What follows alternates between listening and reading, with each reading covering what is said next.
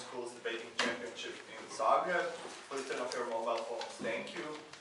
The motion for this round reads, this House supports the school voucher system. Debating this round are Team Singapore who are proposing, as well as Team Romania who are opposing. Please welcome all the speakers. The adjudicators for this round are Alex from Qatar, Pivet from South Africa or Hong Kong, and Jeanette from Scotland. Please welcome them as well. Each speaker has 8 minutes to deliver their speech. The end of the speech will be marked by a double knock. The first and the 7th minute are protected from points of information and will be marked by 1 knock. The first or the second speaker of each side will deliver a 4-minute reply speech for their side. There are no points of information during reply speeches. I now invite the first speaker for side proposition.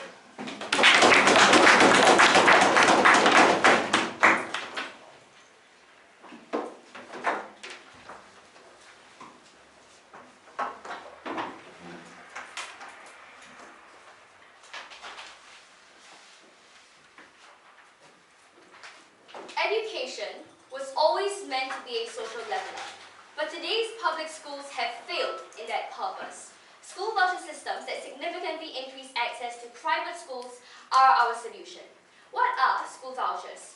School vouchers are government coupons given to parents to subsidize their child's school fees. This allows parents to send their child to any public or private school of their choice. In essence, governments guarantee they will pay a fixed amount of their child's school fees. We will determine that amount via means testing, allowing all to afford school fees regardless of income. And our system is progressive, so poorer families will receive more vouchers than rich families. In the status quo, public schools are funded directly by governments, while private schools are funded by school fees. With school vouchers, all schools will get funding through school fees, giving them an incentive to compete. What is our stance? First, we support a school voucher system. This is different from general welfare because school vouchers will be spent only on education. Second, how we fund this system. We are happy to increase the education budget, but we are also willing to use government funding for private schools, for public schools to fund school vouchers. So, both sides will have the same amount of money to spend on education. The question is, how do we spend this money? And our argument is that this money should be given directly to parents, not inefficient and substandard public schools. Third, we will also increase public awareness on the pros and cons of different qualities and types of schools, offering child lessons, for instance. Fourth, we stand for all other measures to help poorer communities access private schools of better quality. So, for instance, subsidizing their textbooks. However, cost is almost always the most significant barrier. When we remove this barrier via school vouchers, private schools will have a natural profit incentive to meet increased demand. School voucher systems have been successful in Sweden and Chile, and in Sweden, students have benefited from higher test scores and less overcrowded public schools. We're going to forward 3 arguments. First, that school voucher systems give students more choice. Second, that they improve public schools. And third, in our second speaker, that they uplift vulnerable communities. Before I go on, yes. So we penalize private school to ask for fees that are higher than what the voucher means? We do think so, but we think given that we have a system of means testing, they will still be able to fulfill this ability to meet and pay for these school fees. First argument on why the school voucher system gives students more choice. Thesis: school vouchers allow students to access better schools they currently cannot afford. Premise: it is extremely expensive to attend a good private school. This is because they charge higher fees to pay more money to pay their teachers and start new programs. In most cases, private school fees are not capped because caps hurt operations by undermining profitability. These high fees exclude poorer and even middle-class parents. In the US, it literally costs a quarter of the median household income to send one child to a private high school. With school vouchers, poor parents cannot afford to send their children to private schools. So private schools will enroll more students from families who can now afford their school fees because they want to maximize profits. So private schools will expand their intake or set up new schools. All of these are new places that poorer students will now be able to access. Why is this good? 2 structural reasons. First, because students can now enter schools that better suit their needs. The problem in the status quo is that government public schools have to provide a universal education to all students, but this homogeneous education does not adequately develop different talents. Comparatively, Private schools can afford to specialize in niche areas like sports, science, coding, or the visual arts. With school vouchers, niche private schools become more financially accessible. So if I'm good at science, I can now enter a private school with well-equipped science labs. The second reason why this is good is that school vouchers allow poorer students to access a better education. The problem is that in low-income districts, public schools are often plagued by inefficiency and overcrowding. This is because the government sector has a monopoly over teaching services, giving governments little incentive to improve public schools. With school vouchers, poor students can now afford to access private schools with better teacher-to-student ratios and new amenities like computer labs. So school vouchers give these students a choice. Second argument on why our side improves public schools. We do this in two ways. First, by decreasing overcrowding, and second, by forcing public schools to become more competitive. The premise here is very simple. Despite government funding, many public schools provide a substandard education. This has less to do with the amount of money they have and more to do with their lack of incentive to use this money well. So, simply increasing funding for public schools is not the solution. Before I go on, yes. In the moment in which you allow for-profit schools, you basically legalize the possibility for owners to take money from education, put them in their own pocket, thus lowering the quality of education. We don't think so because we think often the profit incentive is not a dirty word. It helps them to build better schools, to have better facilities, to have better teachers for their students. That is actually a good thing on our side. So there are two structural flaws with public schools in the status quo. The first is overcrowding. When poor families cannot afford to send their children to private schools, their children unfortunately crowd the public school system. This looks like inner city New York, where 3 schools have to share one math teacher. Simply increasing funding does not solve this problem because there is obviously a limit to the size of your campus or the size of your classrooms. The second problem is that public schools have no incentive to improve. This is because opposition gives them a guaranteed stream of students and fundings. So parents have no choice but to send their children to public schools even if they are substandard. If opposition believes that direct funding is the key to improving public schools or schools in general, then they must stand for giving more funding to public schools than even if they perform badly. This means there is no incentive for public schools to improve on their side. How does school vouchers solve both of these problems? The first problem we solve is overcrowding. And we reduce overcrowding because now poorer students can leave public schools, so we reduce the concentration of students in these schools. This means each student receives more attention and more opportunities. The second way we should solve this problem is by giving public schools an incentive to improve. With school vouchers, students can afford to leave substandard public schools, so public schools need to improve to retain students and to retain their funding. This means on our side, we have better curricula and better facilities and better teachers. So we think even if there is a profit incentive, our means testing system already solves for the inequitable distribution of resources, but more importantly, we have better standards of education for all students. So our side increases the standard of education for all students. School vouchers allow many students to access better private schools. As I've told you, the problem status quo is that public schools have no incentive to improve. But even for those who choose not to make the move, we improve the public schools they currently go to. As I've already told you, simply increasing public funding does not solve the problem because the problem is not the amount of funding they have, but rather the incentive to use this money well. Opposition needs to show us how they will benefit all of these students, even though I've just shown you why simply increasing government funding simply will not work. We believe that our side solves both of these individuals because we improve the schools they now go to, meaning that everyone has a ticket to a better life on our side. We in proposition believe that education should not be reserved for the elite. They need to prove to us why on their side, these individuals will be deprived of a good education on their side. For these reasons, we stand very firmly in proposition.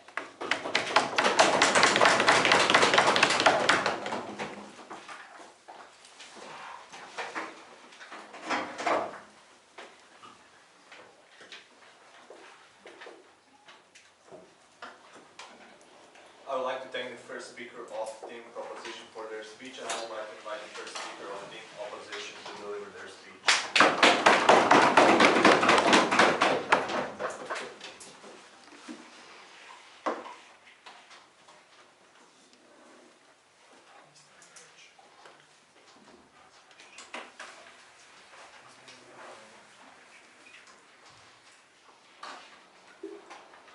Panel. Notice that from the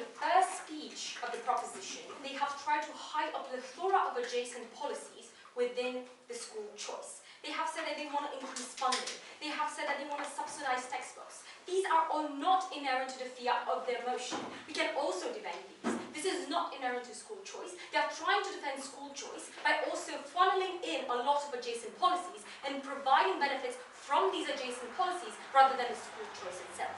Second point, they said that they would allow some to pay more than the vouchers, but we believe that this is virtually undercutting their own mechanism. When they say they want progressive vouchers for people that are not of certain means, they want that these children will also be able to afford a private education. But if you allow people from higher income environments to actually pay more for private education than this voucher, this will virtually drive up prices when it comes to education. This will mean an overall inflation of prices that would mean nothing for the system of progressive vouchers that we're talking about. We're just simply going to increase the incentive for for-profit education to drive up prices so they can gain up more profit. We think that this is virtually undercutting their own very model. Thirdly, they said that they want to give people meaningful choice. And well, this relies fundamentally on the idea that that choice is meaningful, that there is competition on the market for these choices to actually have any meaning.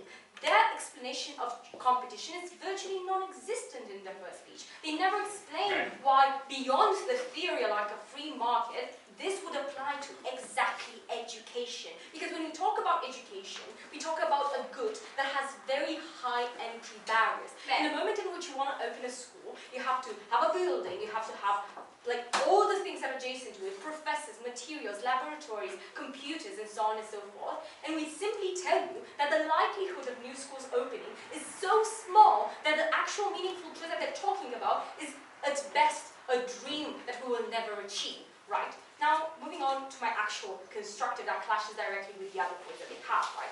Firstly, but before that, sure. You claim that outside that is skirting the motion, but I think we made it very clear that the school voucher system on outside increases choice, which increases competition. We told you that just because you have choice, if I can choose from like one thing, from one school, because no other schools are actually opening in my community because it is not profitable, this won't be a meaningful choice. It will just be an illusion that stifles actual further reform on that matter. Now, firstly, vouchers further actual inequity in the educational system. We tell you that one fundamental principle that we stand for is equity. We believe that equality of opportunity should be something that every student has access to, and we believe that school vouchers fundamentally infringe on that. First point, we think that school vouchers allow for further segregation. Firstly, in terms of performance, we tell you that students, even if they receive like a variety of school voucher values, they have different performances. How does performance actually transfer into education? We tell you that students have different effective costs. What does an effective cost mean? If you're a high-performing student, you're probably going to take less money because your professors don't have to like put a lot of effort into you because you're going to perform well anyway. If you're really talented, your professors don't really have to put like a lot of effort into you. This means that private education will actively recruit students with low effective costs, students that will perform well anyway, students that they don't have to invest so much in so they can actually get profit for themselves.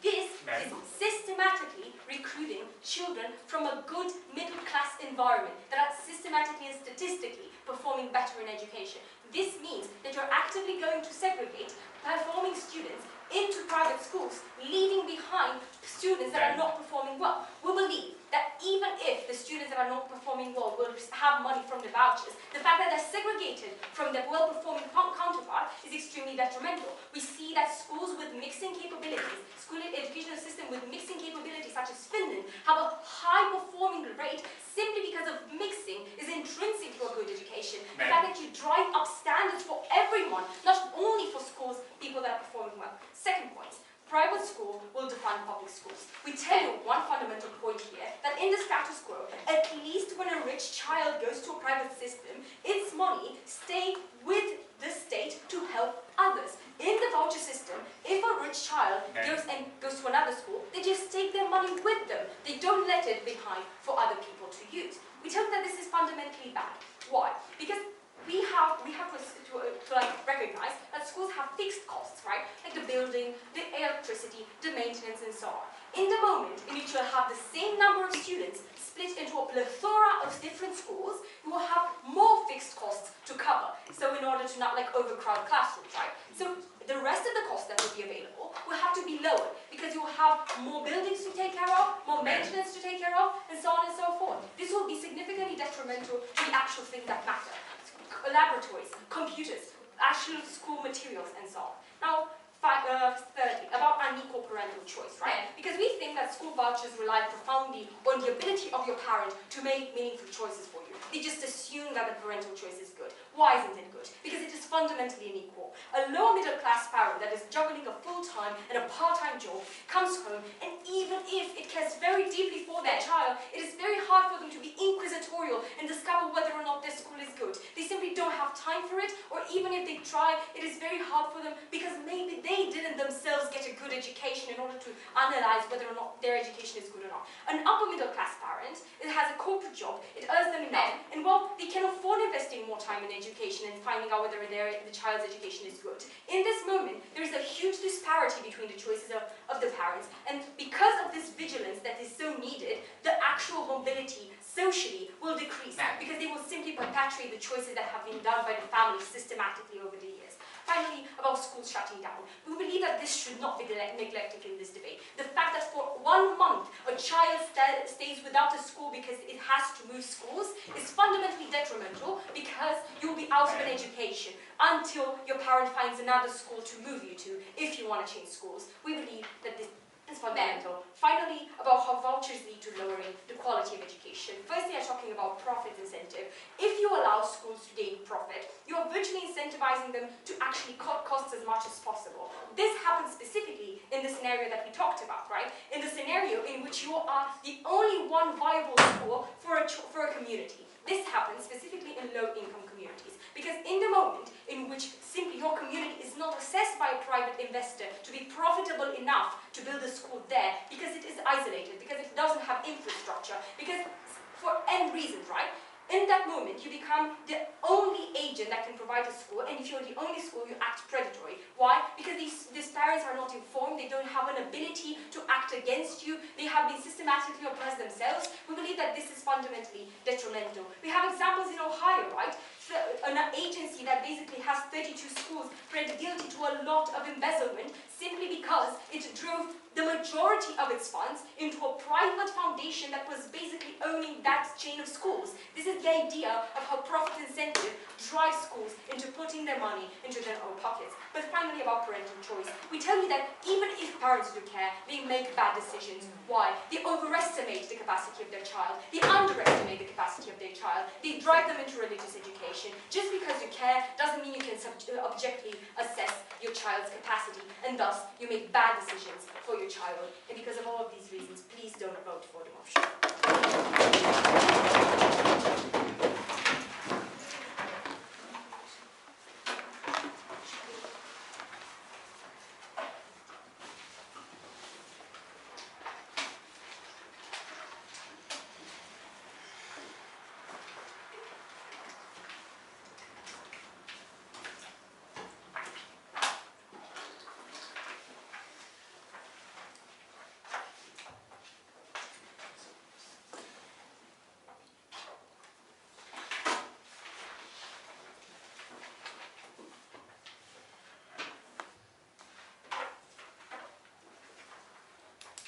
I would like to thank the first speaker of opposition for their speech, and I would like to invite the second speaker of opposition to come forward and deliver their speech.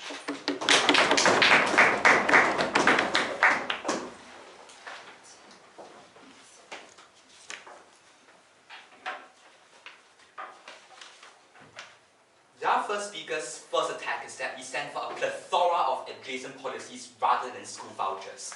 Evidently, they were not listening to my first speaker's case. We believe that school vouchers are the key to allowing parents to afford school fees that are currently out of their reach. In essence, school vouchers work very much like welfare, just that this money can only be used specifically for education, that allows them to pay school fees on our side. So, we stand for equality of opportunity as well. But let us be clear, even if they stand for this plethora of other adjacent policies, they stand for a status quo where poor students are forced into overcrowded and substandard public schools. Recognize that they have no policy, no solution to the comparative we set up in first. So I want to talk about two things.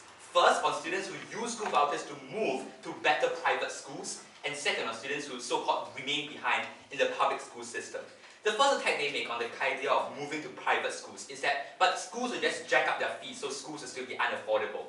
No, we think this works very much like welfare. So for instance, we give people food coupons. That doesn't mean that we drive up food prices just because you can pay your own money. On top of that, the point is this. We agree that maybe the top school of Eton might be out of reach of many of these communities. But the point is that in the majority of cases, we think there is a segment of private schools that have an incentive to cater to these individuals. That links to the second attack, the idea of how choice will be a dream because there will be no places for you to go into a private school.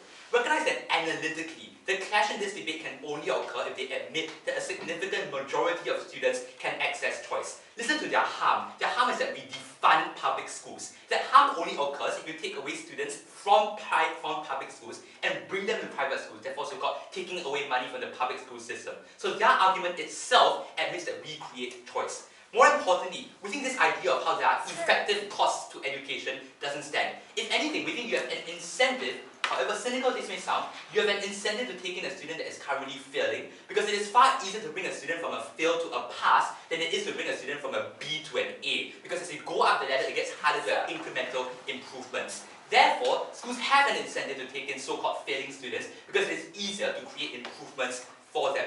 Furthermore, this whole idea of how the money will just go into their own pockets. Well, again, if you want to be cynical, it's just bad publicity, particularly for many poor communities that are tight-knit. Stories about exploitative private schools will go around the grapevine pretty quickly. They say, but parents don't know what choices to make.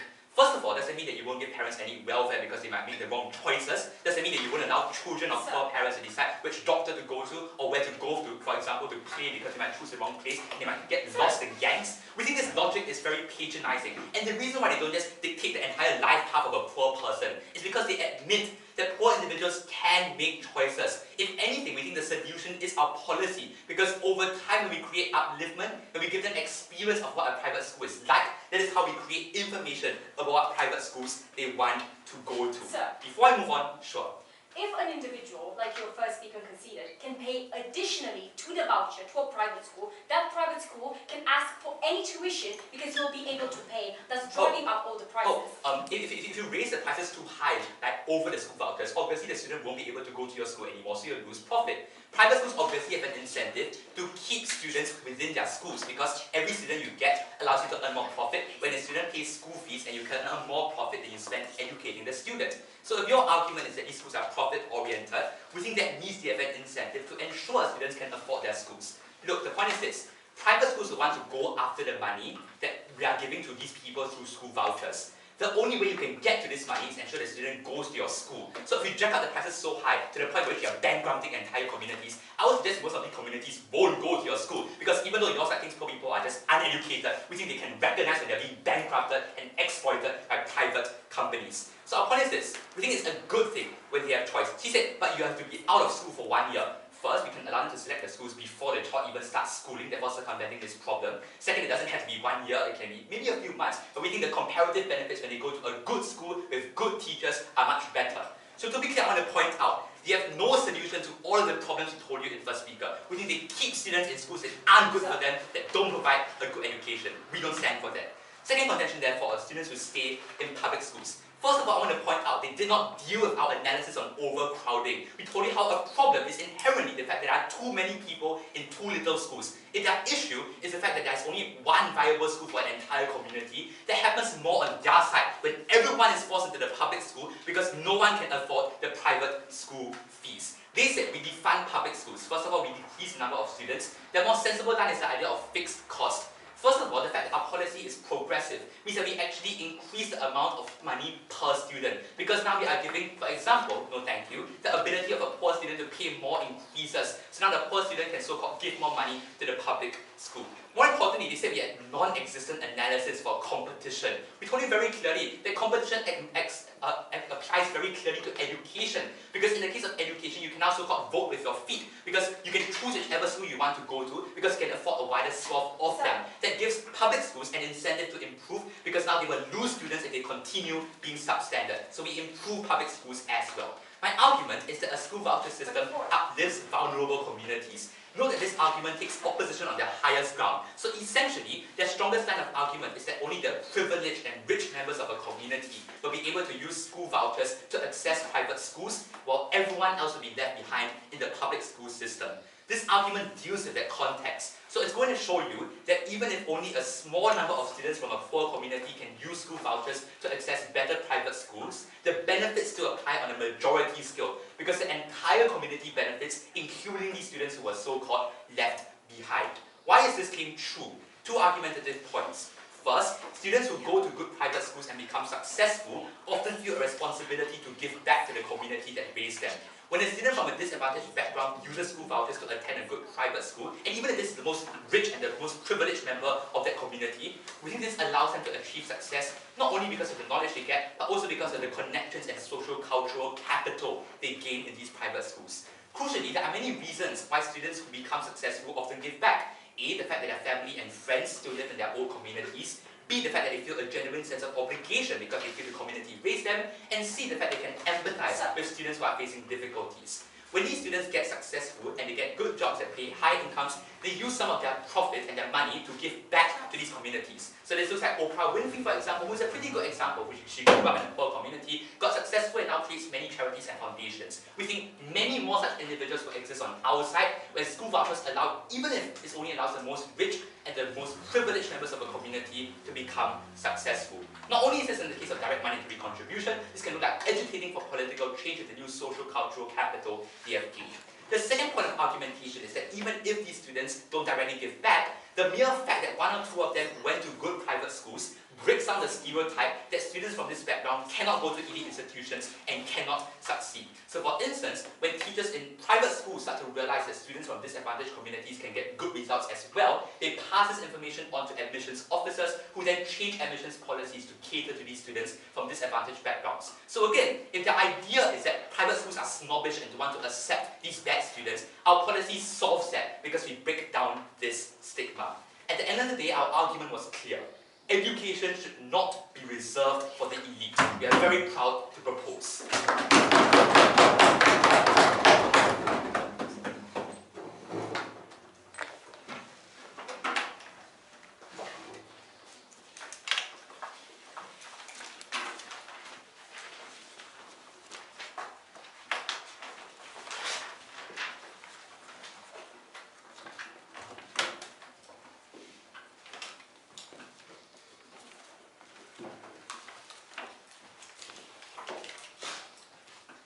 I would like to thank the second speaker of our opposition for the speech, and I would like to invite the second speaker of opposition to deliver their speech.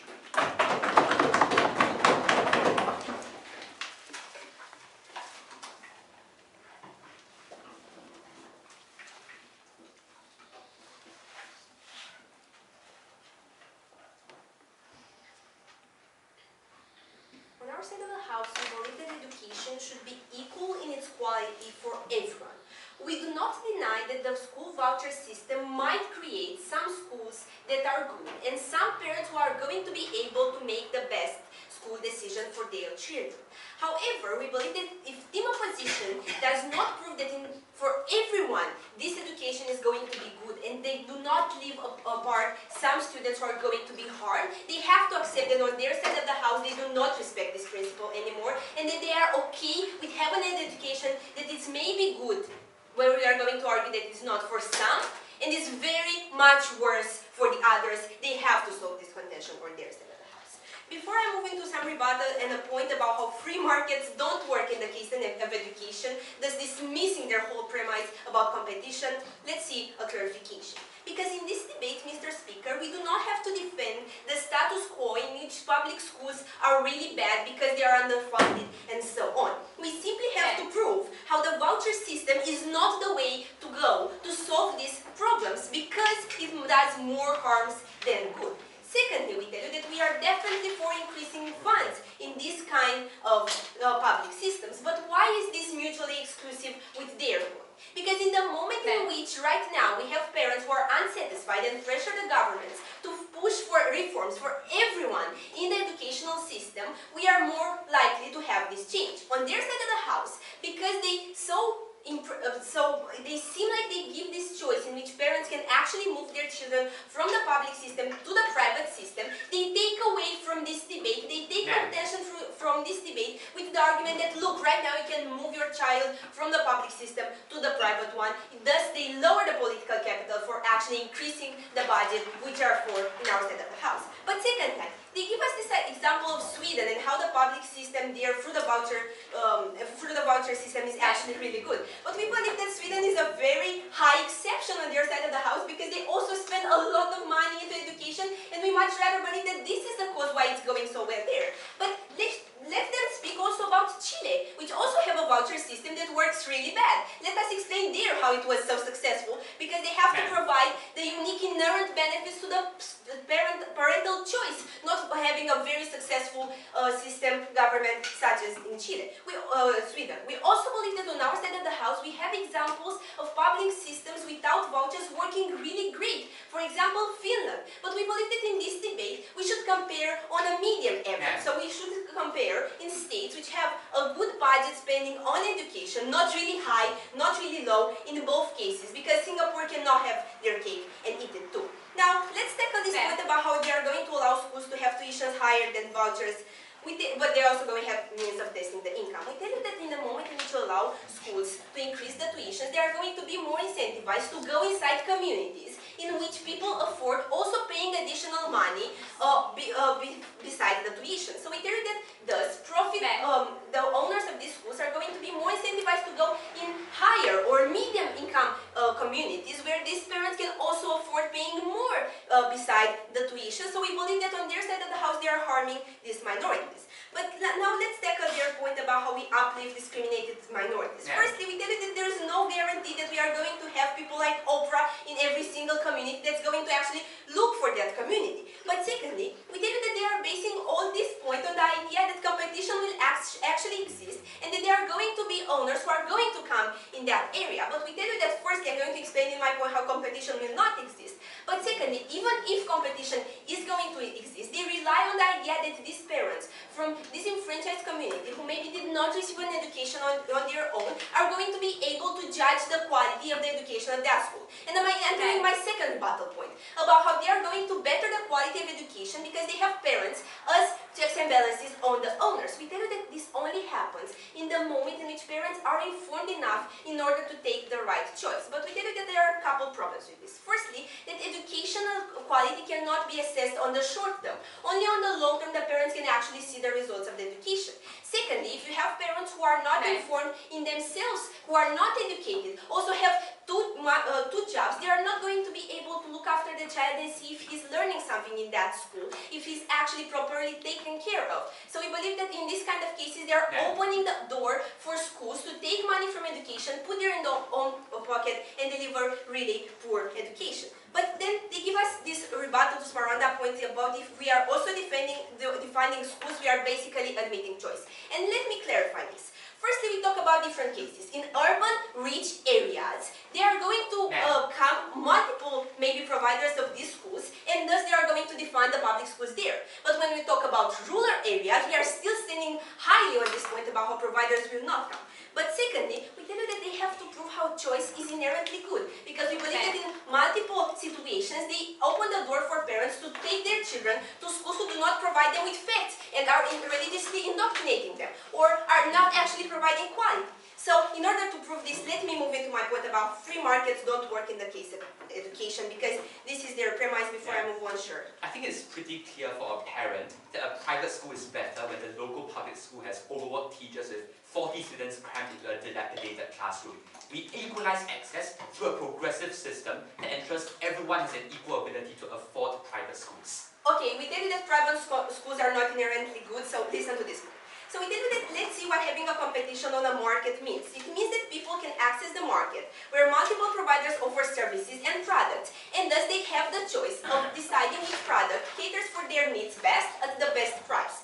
But in order for this to happen, two things have to take place. Firstly, the cost of entering the market have to be low enough so that a significant number of providers can enter the market and provide offer in order to create competition and thus incentivize to have accessibility, and secondly, quality overall. But we tell you that this is not the case with education, because opening a school requires immense initial costs to build the school, to buy equipment, to provide sport facilities, to buy books, to hire teachers, and so on. We tell you that all these costs mean that only very few schools will open, so we tell you that there's no actual competition. We saw that in the case of Chile, for example. But secondly,